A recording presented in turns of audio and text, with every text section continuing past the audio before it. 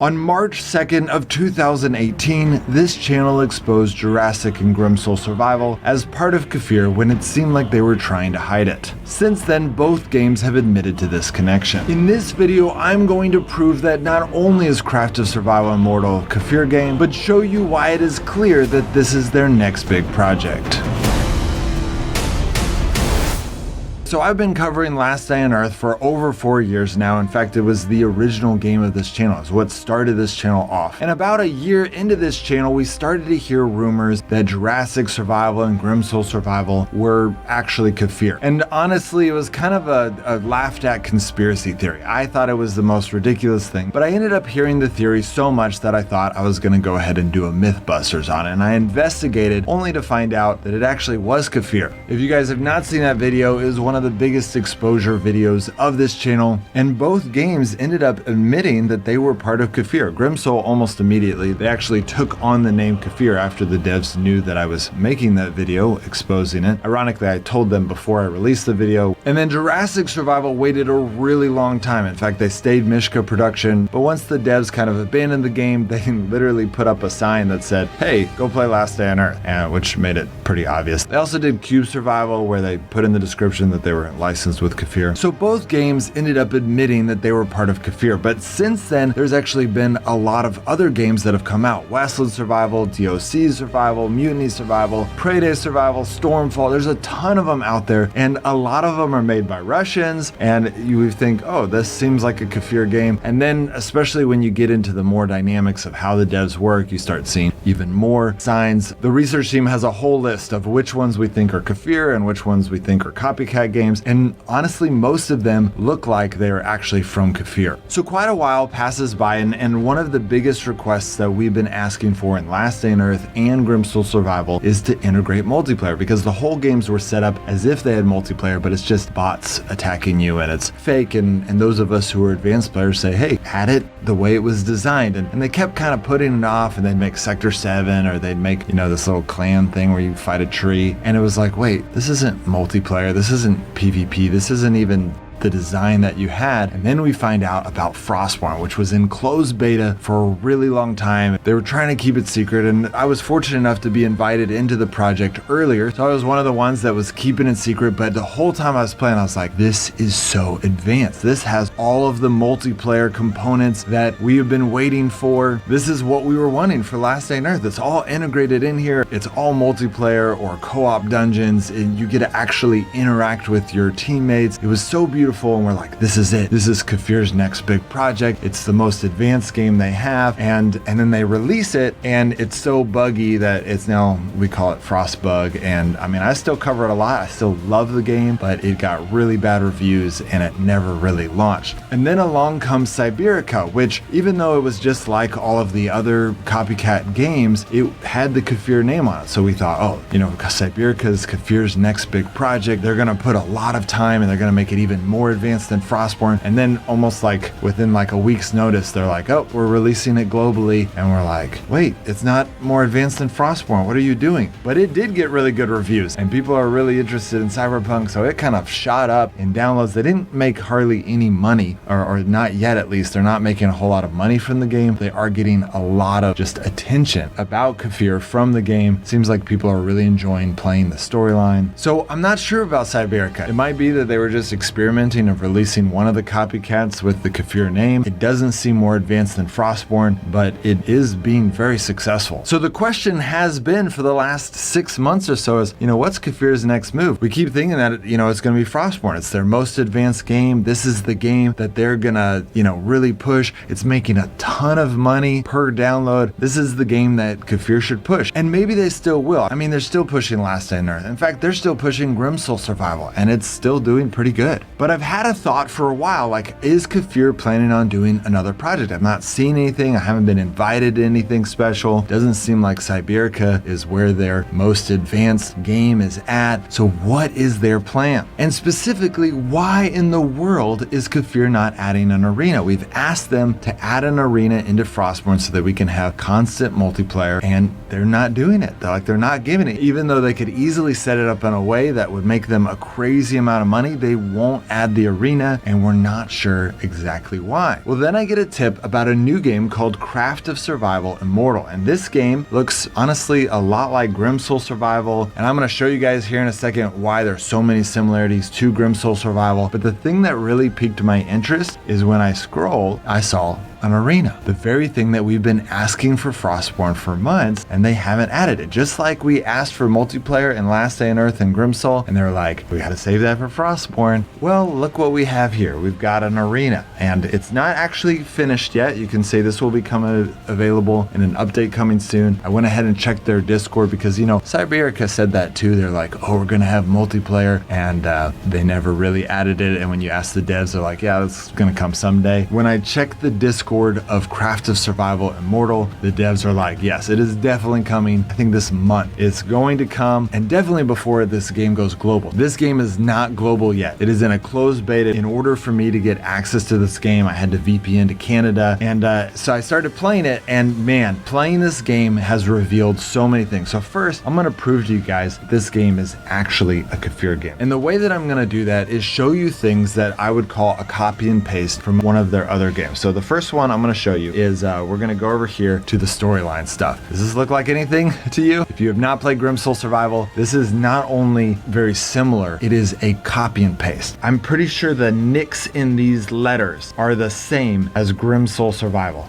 Okay, the nicks in the little sheet of paper that you see, how you even select it, you know, they changed the font a little bit, but this is literally a copy and paste from Grimsoul Survival. And what that means is that this is a Kefir game. And the reason we know that is because you can't copy and paste something from another game without having access to that game, which you could, you know, download and strip out an APK and import it, but that's where you're gonna get in trouble with copyright laws because it's really easy to prove. Like, you literally stole our work and it's there. It's super easy to prove. I mean, everything is the exact same. We made those graphics and you are using our graphics. So immediately this proves that it is either a Kefir thing, or Kefir could not even, I mean, a simple court case would get these guys shut down, but there's a lot more. Okay, so also the game itself is just, I think they even have dark fantasy in the name somewhere in there. It's mostly hidden, but it is there. But you can also see, you know, got the castle points right here. You kind of upgrade your castle. So that's another copy from Grimsoul. You can see here in the loading screen, the artwork is all like straight Grimsoul Survival. I mean, if you've played Grimsoul Survival, you recognize this artist. You know, this artist, this art style is something we've seen before. And even the art and the map, it's a little bit different than Grimsoul Survival, but it has a lot of the similarities. You're already probably noticing some similarities to some other games, which I am going to be talking about, but you guys can see there are a lot of copy and paste features, and I haven't even been able to touch on all of them, but that proves that they're associated with Kefir. But because I know that some of you are not going to be happy with just those few connections with Grimsoul Survival, though you should be, because I had even less to go off of on March 2nd,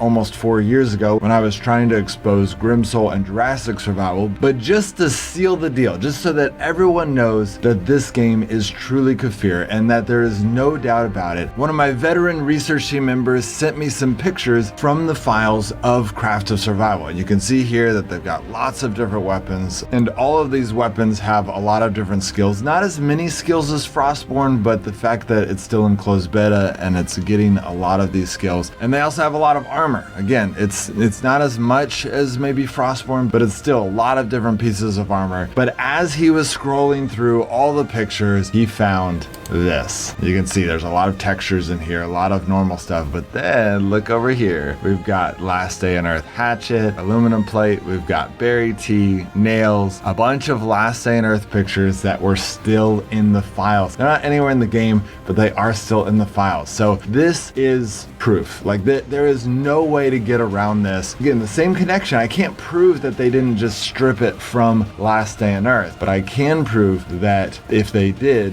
you're welcome, Kefir. You know, they can just go lawsuit.